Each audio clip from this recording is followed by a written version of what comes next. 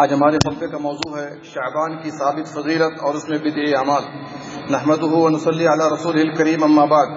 مسلمانوں، ماہ شعبان ایک عظیم مہینہ ہے جس کی تعظیم خود رسول اکرم صلی اللہ علیہ وسلم نے کی ہے۔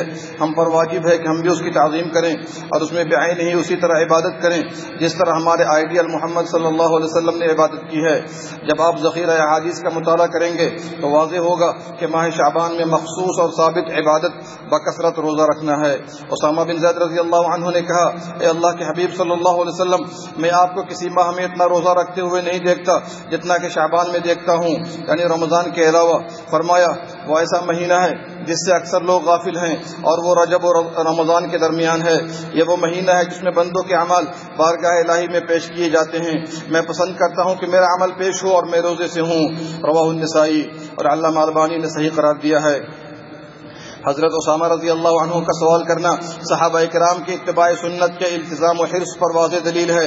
اس میں شک نہیں کہ آپ صلی اللہ علیہ وسلم شعبان کے اکثر ایام میں روزے سے رہا کرتے تھے۔ اما عائشہ رضی اللہ عنہا فرماتی ہیں، آپ صلی اللہ علیہ وسلم رمضان کے علاوہ بکثرت جس ماہ میں روزے کا اہتمام فرماتے وہ ماہ شعبان ہوتا۔ رواہ البخاری و مسلم۔ سلف صالحین اتباع سنت اور رمضان کی تیاری میں شعبان میں بکثرت روزہ رکھتے اور تلاوت قرآن میں مصروف ہو جاتے۔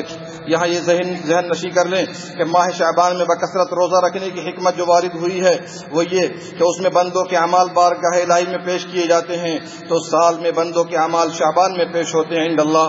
اور ہفتے واری پیر اور جمعرات کو متبع سنت کو چاہیے کہ اس ماہ میں بکثرت روزہ رکھے اور غفلت سے پرہیز کرے۔ دوستو، شعبان کی 15ویں شب عظیم الشان ہے۔ نبی صلی اللہ علیہ وسلم نے اس کی عظمت اجاگر کرتے ہوئے فرمایا، جسے معاذ بن جبل و دیگر صحابہ نے نقل کیا، اللہ تعالیٰ شعبان کی 15ویں شب کو بندوں کی طرف جھانکتا ہے اور تمام مخلوق کی مغفرت فرماتا ہے سوائے مشرک اور کینہ پرور کے۔ علامہ البانی نے صحیح ترغیب میں کثرت طرق کے سبب حسن قرار دیا ہے۔ واضح ہوا کہ شعبان کی 15ویں شب کی فضیلت و عظمت ثابت ہے، لیکن فضیلت ثابت ہونے سے عبادات بجا لانا ثابت نہیں ہوتا جب تک نبی صلی اللہ علیہ وسلم اور صحابہ کرام اس پر عمل پیرا نہ ہوں، کیونکہ وہ ہمارے نمونہ ہیں۔ شعبان کی 15ویں شب، جسے بعض نے شعبان شب برات کا نام دیا ہے، اس میں لوگوں نے ایسے ایسے اعمال بجا لائے جن کی بابت کوئی صحیح حدیث وارد نہیں، اور نہ ہی اس پر نبی صلی اللہ علیہ وسلم اور صحابہ کرام کا عمل رہا ہے۔ اسے بدعات کے سوا کوئی اور نام نہیں دیا جا سکتا۔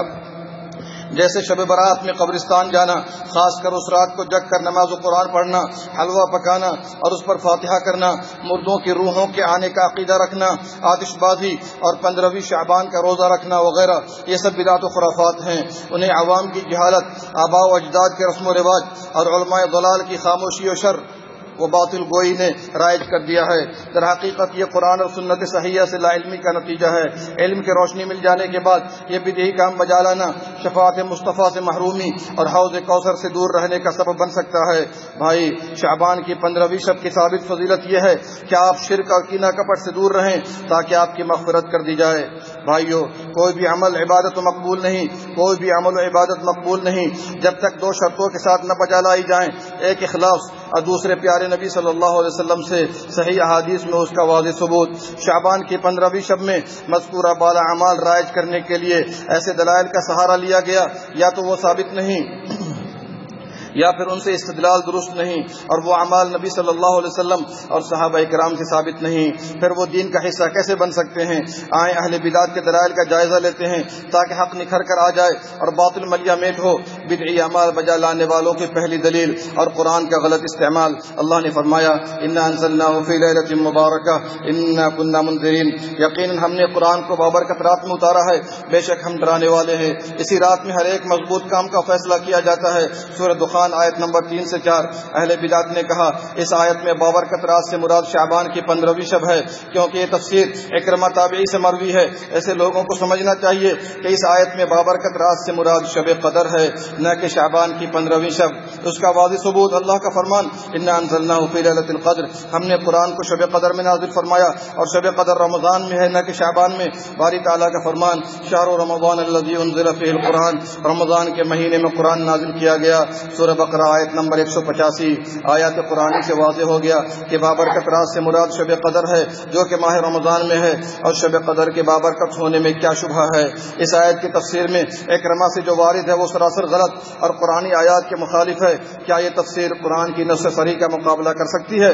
اور پھر اکرمہ کی یہ تفسیر خود ان کے استاد محترم مفسر قرآن عبداللہ ابن عباس رضی اللہ عنہما کی تفسیر کے بھی خلاف ہے، جیسا کہ امام قرطبی رحمہ اللہ نے اپنی تفسیر میں ذکر کیا ہے۔ شعبان کی 15ویں شب میں بدعی اعمال بجا لانے والوں کی دوسری دلیل کا پوسٹ مارٹم دیکھیں۔ عائشہ رضی اللہ عنہ کی وہ حدیث جسے امام ترمذی وغیرہ نے امت کو بدعت سے ہوشیار کرنے کے لیے اپنی کتاب میں درج فرمائی اور اس پر جرح بھی ذکر کرتی ہے تاکہ امت متنبہ رہے، لیکن برے علماء نے اس کی فضیلت میں سنانی شروع کر دی۔ حدیث ملاحظہ کریں، اما عائشہ فرماتی ہیں کہ میں ایک رات نبی صلی اللہ علیہ وسلم کو غائب پائی، میں نکل کر دیکھی تو آپ بقی قبرستان میں تھے۔ آپ نے فرمایا عائشہ کیا تو اس بات سے ڈر گئی کہ اللہ اس کے رسول تم پر زیادتی کریں گے؟ میں نے کہا اللہ کے حبیب میں نے گمان کیا کہ شاید آپ بعض بیویوں کے پاس چلے گئے ہوں گے۔ آپ نے فرمایا اللہ تبارک و تعالی 15ویں شعبان کی رات کو آسمان دنیا پر نزول فرماتا ہے اور قبیلہ کلب کے بکریوں کے بال کے برابر لوگوں کی مغفرت فرماتا ہے۔ یہ حدیث سارے لوگ پیش کریں گے، لیکن اس حدیث کا حال کیا ذرا غور کیجئے۔ امام ترمذی نے اس ناقابل التفات حدیث کو ذکر کرنے کے بعد جو جرح کی ہے برے علماء اسے بیان نہیں کرتے، اگر اسے بیان کر دے تو پھر امت ان بدعات سے ہمیشہ کے لیے دور ہو جائے۔ امام ترمذی نے فرمایا حدیث عائشہ لا نعرف الا من هذا الوجه من حدیث الحجاج بن ارطاد، عائشہ کی یہ حدیث ہم صرف اور صرف حجاج بن ارطاد کی حدیث سے جانتے ہیں اور حجاج بن ارطاد ضعیف و مدلس راوی ہے۔ نیز امام ترمذی نے فرمایا میں نے امام بخاری سے فرماتے ہوئے سنا یہ حدیث کمزور ہے۔ امام بخاری نے مزید فرمایا حجاج بن ارطاد نے یہ حدیث یحییٰ بن ابی کثیر سے نہیں سنی اور یحییٰ بن ابی کثیر نے یہ حدیث عروہ سے نہیں سنی۔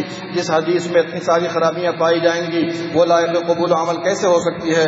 مزید تفصیل کے لیے دیکھیں ترمذی کتاب الصوم حدیث نمبر 736۔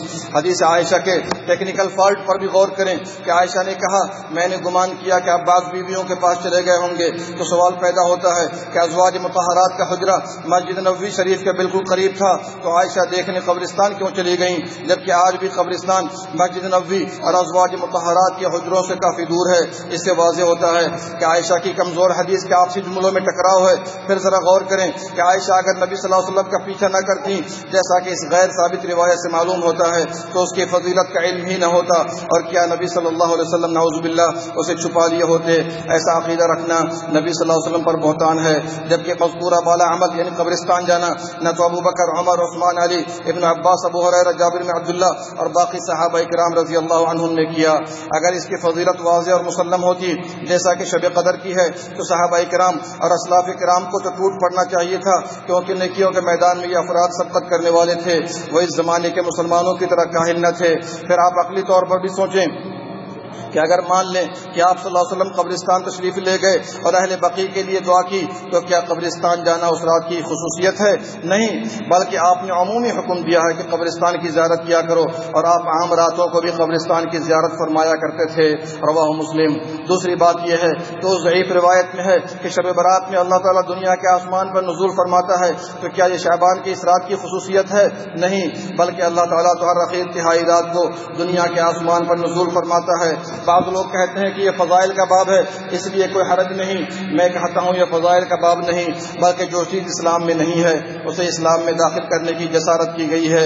اس موضوع پر مزید موضوع اور ضعیف روایات ذکر کی جاتی ہیں، اس کی تحقیق کے لیے ترمذی شریف کی شرح تحفۃ الاحوذی ابواب الصوم کا مطالعہ فرمائیں۔ یہاں واضح کرتا چلوں کہ بعض علماء نے کہا کہ اس کی فضیلت میں کئی ساری احادیث مروی ہیں، خواہ وہ ضعیف ہیں، لیکن مجموعی طور پر اس کی کچھ اصلیت نظر آتی ہے۔ میں کہتا ہوں اس طرح کی روایات ساری کی ساری ضعیف ہیں، اگر صحیح مان بھی لی جائیں جیسے کہ بعض علماء نے کہا تو پتہ چلتا ہے کہ اس رات کی فضیلت ثابت ہے، لیکن فضیلت ثابت ہونے سے اس میں اپنی طرف سے عبادات بجا لانا ثابت نہیں۔ کسی عمل کا حکم قولاً یا فعلاً نبی صلی اللہ علیہ وسلم نہ دیں اور صحابہ اس پر عمل پیرا نہ ہوں تو اس کی طرف التفات کی بھی ضرورت نہیں۔ جیسا کہ اسلام میں شب جمعہ یا شب عید کی فضیلت وارد ہے لیکن کسی خاص عبادت کا حکم نہیں۔ یاد رکھیں کہ عبادات میں اصل منع ہے جب تک اسلام حکم نہ دیں۔ یہاں تک کہ جن صحابہ کرام نے اس رات کی فضیلت پیش کی ہے انہوں نے بھی اپنی روایات سے مذکورہ بالا اعمال کی بجاوری نہ کی، جن میں سر فہرست ابو بکر صدیق، معاذ بن جبل اور ابو موسیٰ اشعری رضی اللہ عنہم وغیرہ ہیں۔ شب برات میں نمازیں بکھر کر پڑھی جانے لگی، خواہ وہ 1000 رکعت ہو یا 100 رکعت یا کم و بیش، یہ سب نبی صلی اللہ علیہ وسلم و صحابہ کرام سے ثابت نہیں، بدعت ہے۔ ان کے بطلان کے لیے دیکھیے الموضوعات ابن الجوزی کی جلد نمبر 2 صفحہ نمبر 127، الفوائد المجموعہ شوکانی کی صفحہ نمبر 51۔ تاریخ بتاتی ہے کہ اس رات میں نمازوں کا ایجاد کرنے والا شخص ابن ابی حمرہ ہے جو کہ نابلس کا رہنے والا تھا۔ اس نے 448 ہجری میں بیت المقدس میں نماز شروع کی۔ اس کی آواز پیاری تھی، لوگ اس کے پیچھے لگتے گئے، پھر اس نے آئندہ سال نماز باجماعت ادا کی، یہاں تک کہ لوگوں نے اسے سنت سمجھ لیا۔ اس تاریخ کے لیے دیکھیں امام طرطوشی کی کتاب الحوادث والبدع صفحہ نمبر 121 اور 122۔ اگر کوئی روزانہ رات کو قیام اللیل کرتا ہے تو اس رات کو بھی کرے، حرج نہیں، مگر خصوصیت کے ساتھ کرنا بدعت ہے۔ اس رات کو خاص دعا یا خاص صورت یا مسجد میں اجتماع کی شکل میں بیٹھنا اور اوراد و وظائف کرنا یا خاص کر اس رات کو تہجد پڑھنا یا اس رات کو اموات کی طرف سے صدقہ کرنا بدعت ہے۔ یہاں واضح کرتا چلوں کہ شام کے بعد تابعین نے اجتہاداً یا بعض اسرائیلی روایات کی بنا پر اس رات میں عبادات کا اہتمام کیا تو واضح رہے کہ نبی صلی اللہ علیہ وسلم اور صحابہ کرام سے ثابت نہیں، اور علم کا گہوارہ مدینہ اور مکہ کے کبار تابعین جن میں عطا بن ابی رباح، ابن ابی ملیکہ، امام مالک اور ان کے اصحاب کرام وغیرہ نے اسے بدعت کہا ہے۔ عبد الرحمن بن زید بن اسلم نے فرمایا میں نے اپنے مشائخ و فقہا میں سے کسی کو نہ پایا کہ وہ شعبان کی 15ویں شب کی طرف ذرا بھی نظر التفات کرتے ہوں، اور نہ مکحول کی حدیث کی طرف، اور نہ ہی دوسری راتوں پر اس رات کی کوئی فضیلت سمجھتے تھے۔ ابن ابی ملیکہ تابعی نے کہا کہ زیاد نمیری کہتا ہے کہ شعبان کی 15ویں شب کا ثواب لیلۃ القدر کی طرح ہے، تو انہوں نے فرمایا اگر میں اسے یہ کہتے ہوئے سنتا اور میرے ہاتھ میں ڈنڈا ہوتا تو میں اس کی پٹائی کرتا۔ زیاد تو ایک قصہ گو شخص تھا۔ اس سے واضح ہوتا ہے کہ سلف کے نزدیک اس رات کی خاص فضیلت نہیں جتنا کہ آج مشہور کر دیا گیا ہے۔